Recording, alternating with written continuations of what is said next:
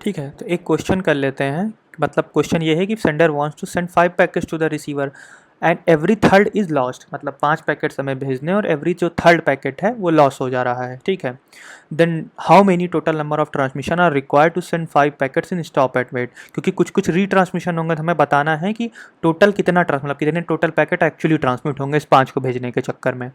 तो अगर हम जस्ट नंबरिंग के हिसाब से देखें तो फर्स्ट पैकेट गया, सेकंड पैकेट गया, थर्ड गया, तो एवरी थर्ड पैकेट लॉस्ट हो रहा है, तो ये पैकेट लॉस्ट हो गया तो ये रीट्रांसमिट होगा। फिर थर्ड गया, फोर्थ गया, फिर ये थर्ड पैकेट आया, ये भी लॉस्ट हो गया होगा तो ये दोबारा गया। तो टोटल नंबर हम देखें तो हमें 5 पैकेट्स भेजने थे, 1 2 3 4 5 6 7, और 7 पैकेट्स एक्चुअली सेंड हुए हैं।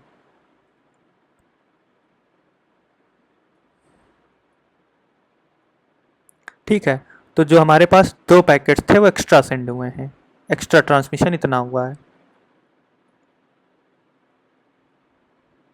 ठीक है, इसको थोड़ा ग्राफिकली देख लेते हैं कैसे हुआ होगा ये।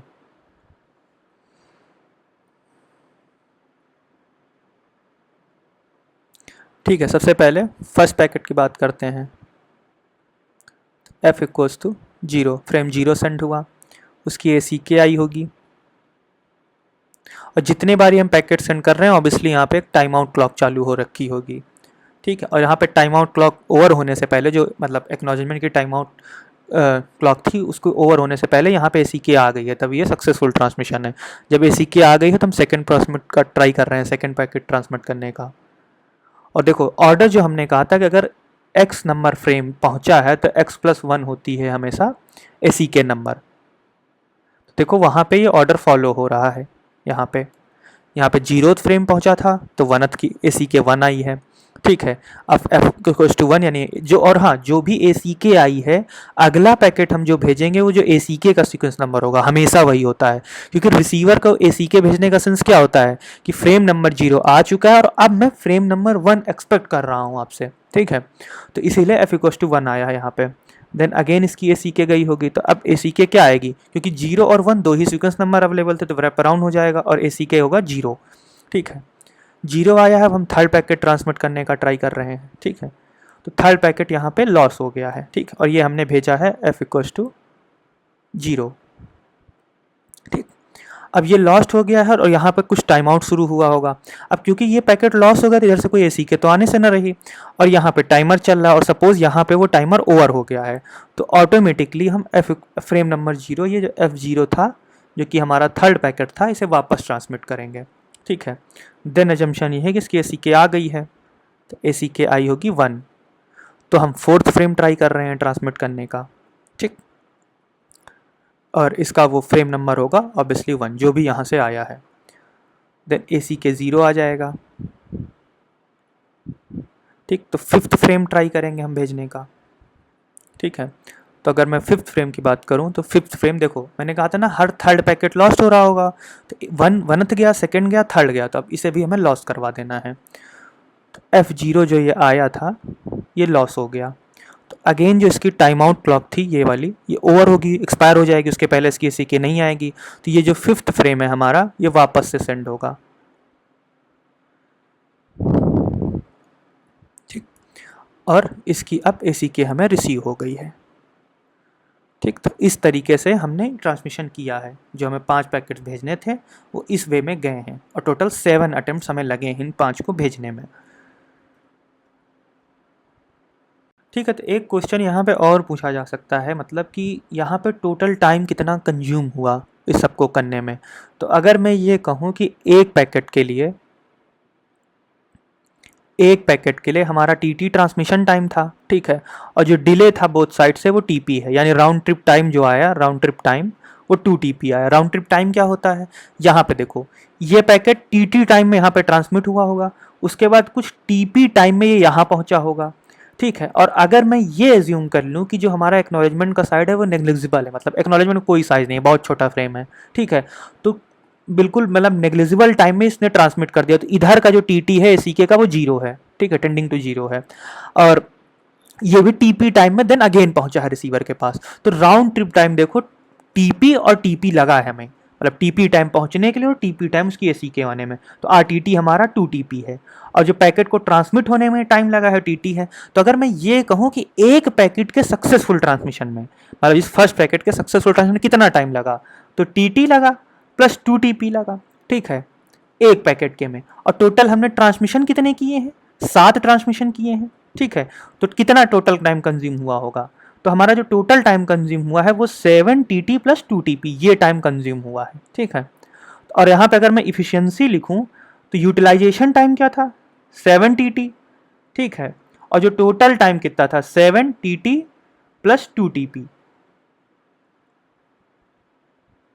ठीक है। तो इसको अगर मैं कंटिन्यू करूँ तो जो हमारा फॉर्मूला आता था एफिशिएंसी का, देखो वहाँ भी यही आ जाएगा, 1/1 + 2a।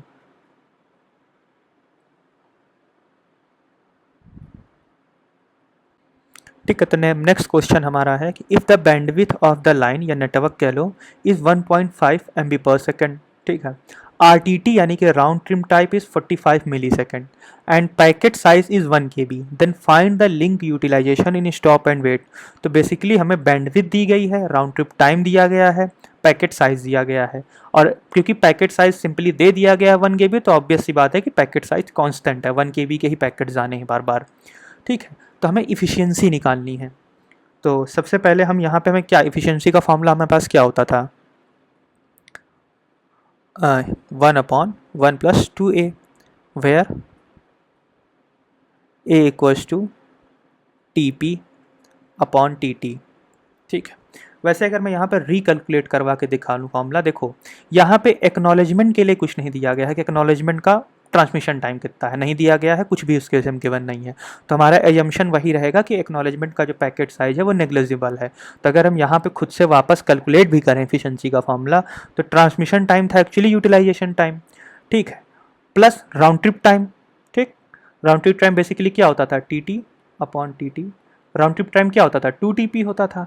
तो यहाँ पे देखो वापस वही फॉर्मूला आएगा, 1 + 2a, where a equals to TP/TT, ठीक। तो सबसे पहले ट्रांसमिशन टाइम निकालते हैं। ट्रांसमिशन टाइम का फॉर्मूला क्या था कि लेंथ ऑफ पैकेट क्या है अपॉन बैंडविड्थ क्या है, ठीक, ठीक है। तो लेंथ ऑफ पैकेट हमें क्या गिवन है, 1 KB गिवन है, ठीक है। और बैंडविड्थ हमें क्या गिवन है, 1.5 MBPS गिवन है, ठीक। तो ये कितना निकालेंगे, 2 इंटू ये आ जाएगा 1 × 10⁻³ बिट्स पर सेकेंड, और ये 1.5 × 10⁻6 बिट्स पर सेकेंड, ठीक।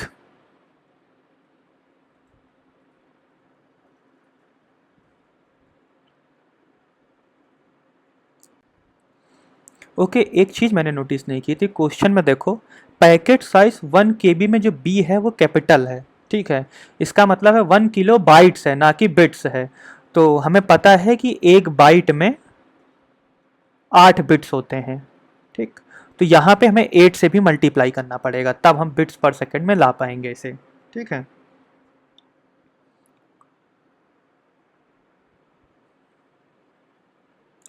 ठीक है। और साथ में एक चीज़ और नोटिस करने वाली थी, यहाँ पे 1 जो KB में K भी कैपिटल था, इसको K को उससे मत कन्फ्यूज़ कर लो। एक हम K को कन्फ्यूज़ कर लेते हैं 10⁻³ से, देखो मैंने भी यहाँ पे 10⁻³ लिख दिया है, बट इन रियलिटी जो 1 KB है यहाँ पे, ये अप्रॉक्सीमेटेड है 2⁻10, जो कि बेसिकली होता था 1024 बाइट्स, ठीक। तो यहाँ पे हम क्या लिखेंगे, एक तो हमें बिट्स में आना है तो 2⁻10 ये हो गया, तो इंटू 8 कर लेंगे, तब हमारे पास ये बिट्स में आ जाएगा, बिट्स पर सेकंड में, ठीक है, ठीक। तो मैं ये सही कर लेता हूँ यहाँ पे।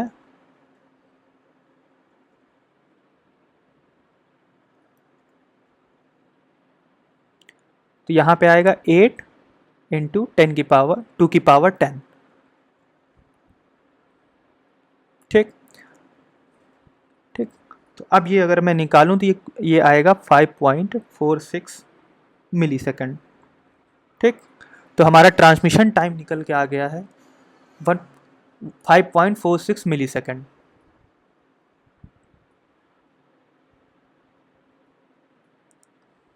ठीक। अब हमें निकालना पड़ेगा ट्रांसमिशन प्रोपोगेशन टाइम, बेसिकली निकालना पड़ेगा। तो यहाँ पे हमें राउंड ट्रिप टाइम गिवन था, ठीक है, और हमारा राउंड ट्रिप टाइम होता क्या है, 2 TP होता है, ठीक है। राउंड ट्रिप टाइम कितना गिवन है हमें, 45 मिली सेकेंड गिवन है, तो 45 इक्वल्स टू 2 TP, ठीक है। तो इम्प्लाइज TP इक्वल्स टू 45/2, ठीक।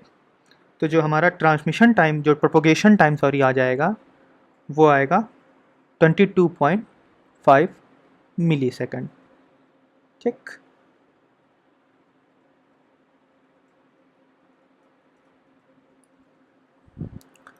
अब फाइनली हम इफ़िशियंसी कैलकुलेट कर सकते हैं, जो कि 1/1 + 2a थी, ठीक। तो हमें a निकालना पड़ेगा यहाँ पे, और a इक्वल्स टू क्या होता है, TP/TT, ठीक। तो हमारे पास TP है 22.5 मिली सेकेंड, अपॉन जो ट्रांसमिशन टाइम हमारे पास निकल के आया वो 5.46 मिली सेकेंड है।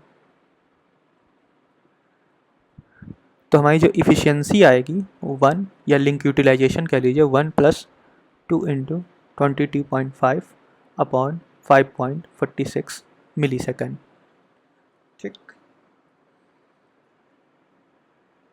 ठीक है, तो इसकी वैल्यू निकल के आएगी 0.108, विच इम्प्लाइज बेसिकली हमारा जो यूटिलाइजेशन है वो 10.8% है लिंक का, ठीक है, जो कि काफ़ी कम आया है।